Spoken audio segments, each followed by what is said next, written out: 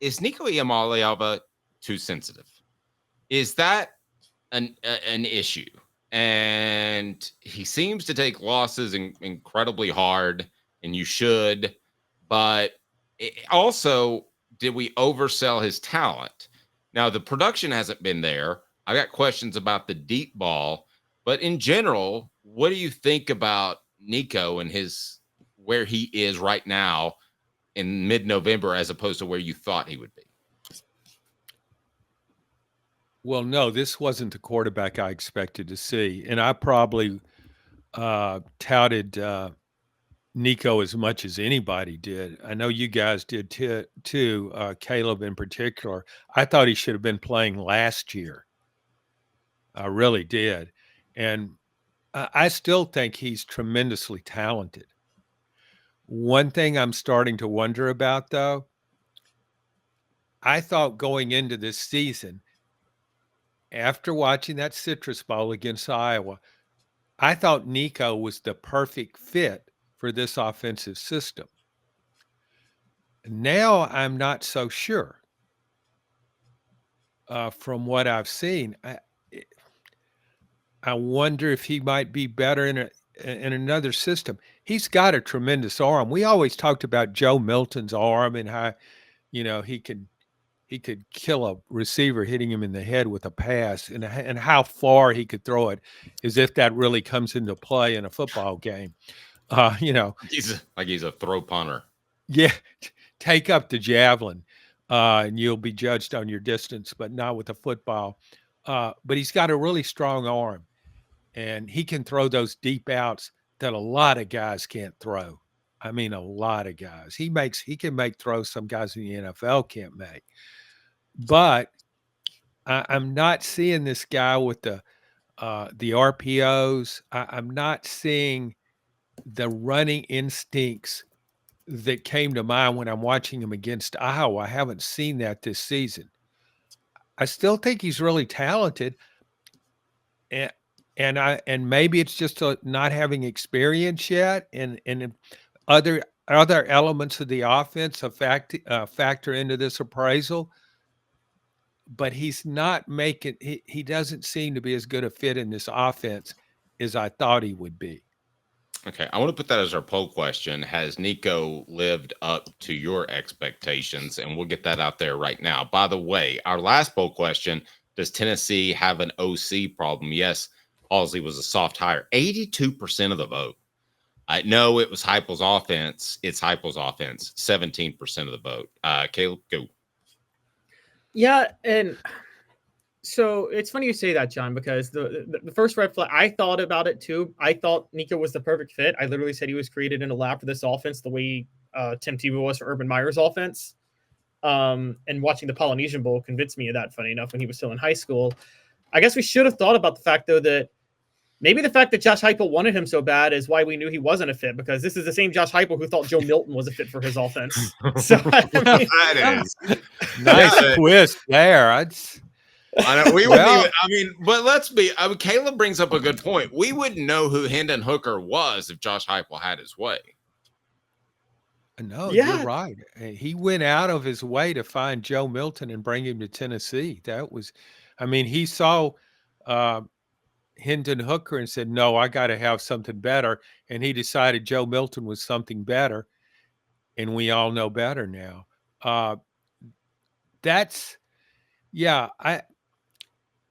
Again, though, when I look at that, is just for the record, that's perhaps the most troubling thing for Tennessee football that Caleb's ever said on this program, John. If he went out and spent $2 million on the wrong quarterback, holy cow! Well, I mean, even Peyton Manning wants to weigh in on that for a second. He wants to say, like, that is total bullshit. Well, I remember you might as well just fold up tent. Well, I mean, we had Nick Saban in our corner.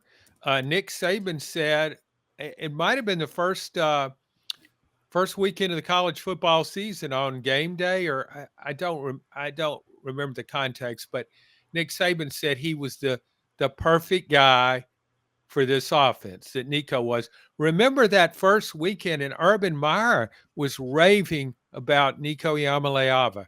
He called his colleagues with Fox and said, "You got to watch this guy," knowing that the competition wasn't there. It was against Chattanooga, but he was so enthralled with what Nico could do.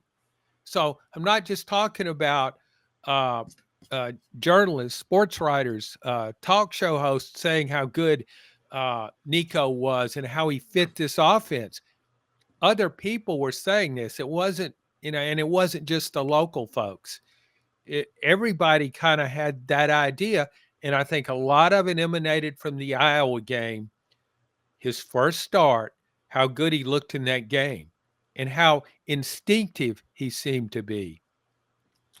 Caleb, I think his deep ball is a problem.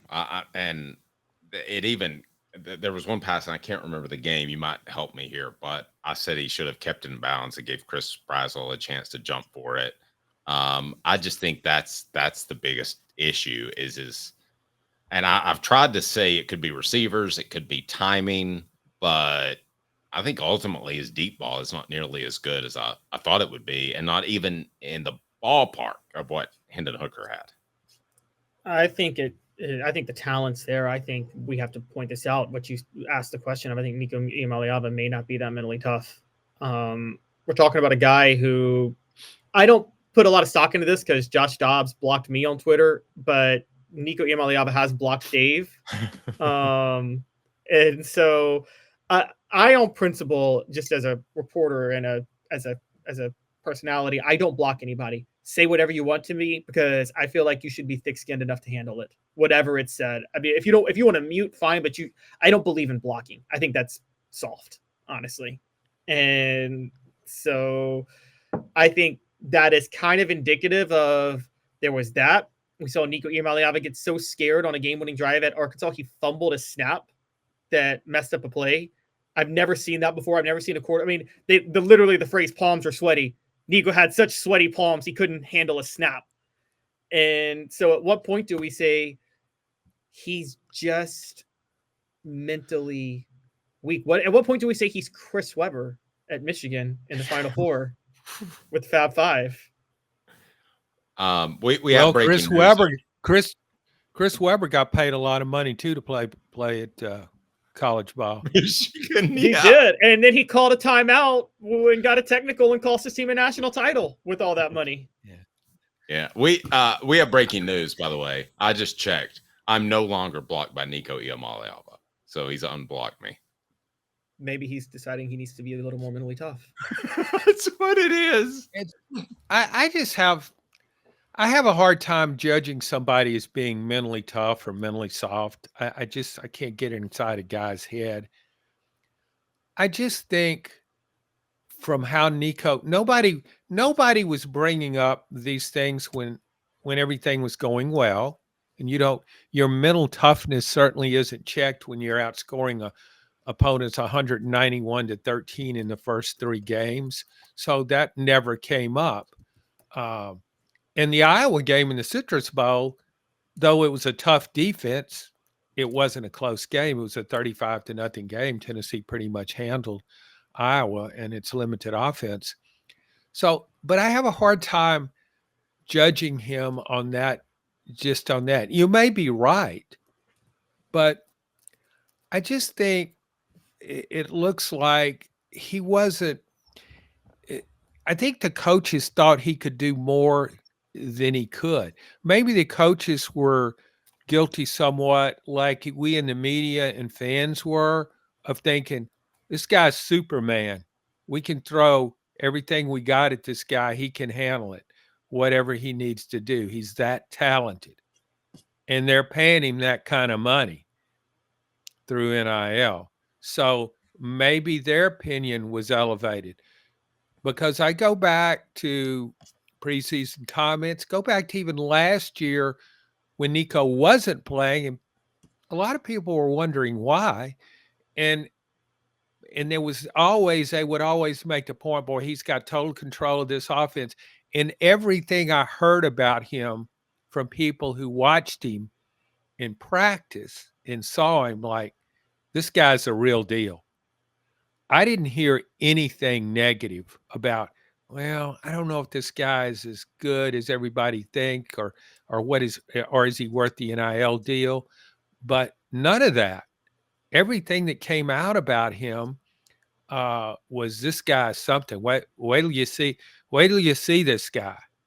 And then that's kind of what we got in the first 3 games. So I always try to readjust, unlike Tim Banks in that Georgia game.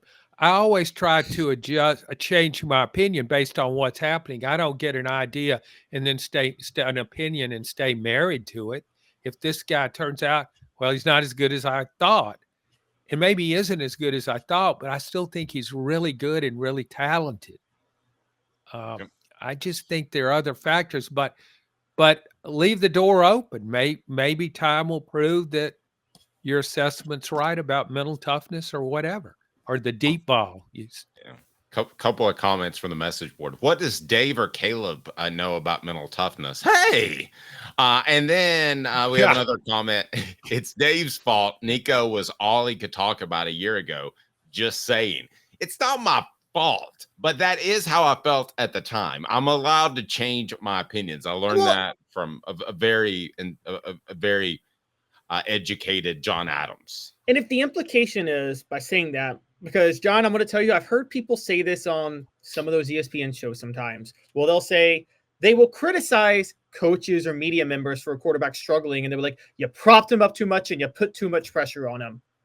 I'm sorry. If a quarterback is bad because I put too much pressure on him, that quarterback is not a good quarterback. Okay. You're right. Yeah. Don't shoot the messenger. Yeah. I kind of find it troubling. I was just checking for a joke that I'm unblocked. I mean, is he really keeping track of all the media that covers Tennessee, or is somebody in a social media camp? He may have that with the amount of money he's making. I don't know.